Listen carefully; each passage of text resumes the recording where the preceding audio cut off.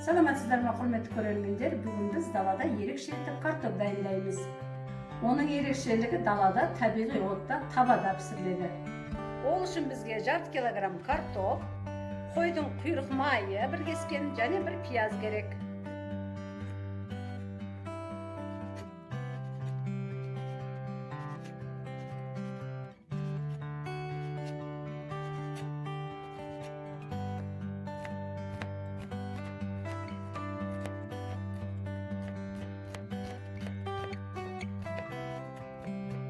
Және дәмді болу үшін туралған еттен қоссаңыздар болады.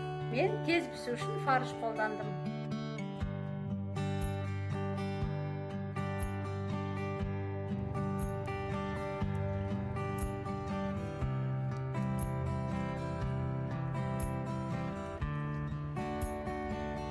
Осы табада дайындайтын боламыз. Міне отты өстіп маздатып жағамыз, шоқ болғанша күтеміз көңді. Жарты сағатта осылай жанады.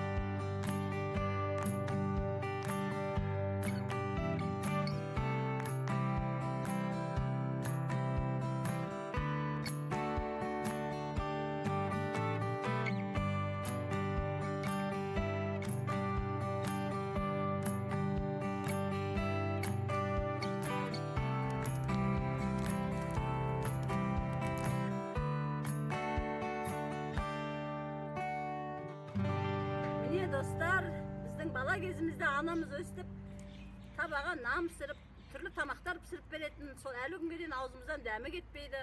Соны сіздерге өнеге болсын деп көрсетіп жатырмыз. Міне, бетін аштық, дәмін көрейік енді.